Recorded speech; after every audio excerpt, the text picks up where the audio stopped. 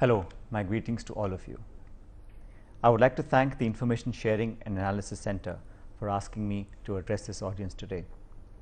Cybersecurity is one of the key areas of concern within the Ministry of IT and Communications.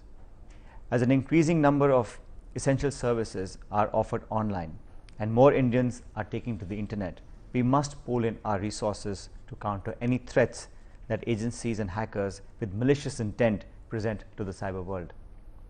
Today, Indians are migrating to cyberspace in an ever-increasing number to communicate, enjoy, learn, and conduct commerce.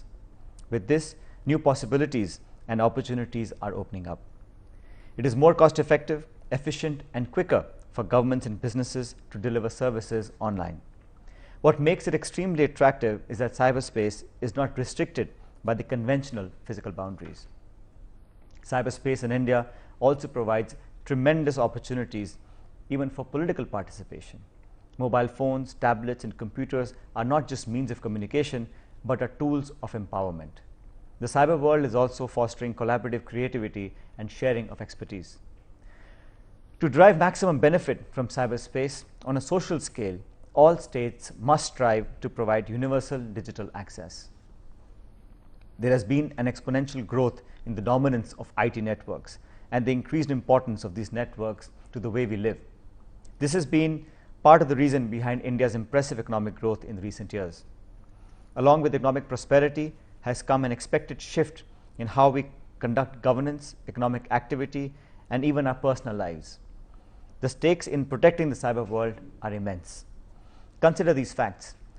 India has one of the most ambitious national e-governance plans to create citizen-centric and business-centric environment for governance. Under this plan, more than 1,100 government services will be online. State data centers will serve as the repository of data at the state level, and the National Knowledge Network, the NKN, will connect about 1,500 institutes and organizations of higher learning, research, and governance. The Electronic Delivery of Services Bill provides for delivery of public services by the government to all persons by electronic mode to enhance transparency, efficiency, accountability, accessibility, and reliability.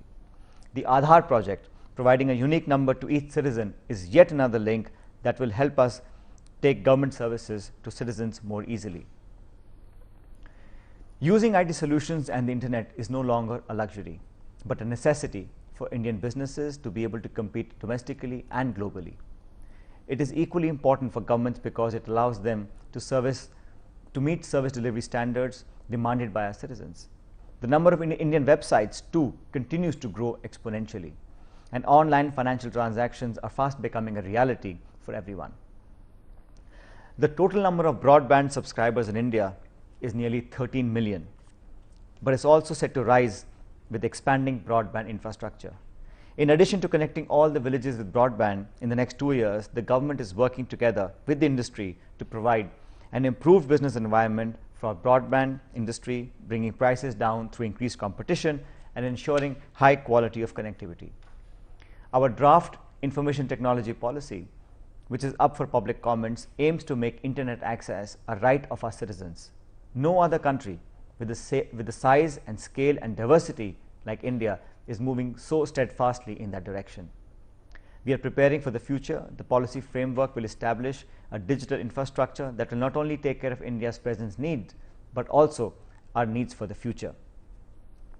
Unfortunately, a more active cyberspace is also inviting more malicious activity, whether it is related to online fraud, corporate espionage, defacing of websites, stealing of personal data, viruses, and attempts to attack government websites. These developments are disturbing for the main reason that it can dampen India's plan to improve governance and make the growth process more inclusive with the help of the internet. There are serious concerns about individual and corporate data being stolen and used for illegal activities. The very survival of new business models like e-governance and e-commerce depends on the security of our cyber systems. We know that in recent years there has been a sharp rise in the number of cyber attacks.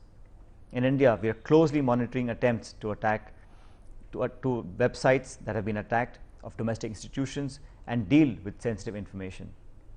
India is not alone in being the target of many such acts. Many other countries have been at the receiving end too. the Indian Computer Emergency Response Team has now developed a CMP, a crisis management plan, to counter cyber attacks and cyber terrorism. In this plan, the current cybersecurity threat landscape has also been outlined. The response team also constantly scans the Indian cyberspace to detect any activity that may pose a threat. The fact that IT networks can be attacked from anywhere in the world makes it hard to keep them secure. Motives to attack them include establishing technical superiority, casual hacking, political orientation, fraud, and crime. Further still, digital footprints are easy to hide. To counter such threat requires coordination between all stakeholders at all levels: the government, intelligence agencies, the private sector, individuals, and other members of civil society. We have to think of safety in the cyber world as a global public good and address this problem together. Many countries, including India, have called for a discussion on whether laws covering international armed conflict, such as those under the Geneva Convention, can also cover cyber attacks. India was one of the strongest voices at the 47th Munich Security Conference arguing for such a review. Domestically, the Ministry of IT and Communications is determined to encourage efforts to strengthen India's cyber security.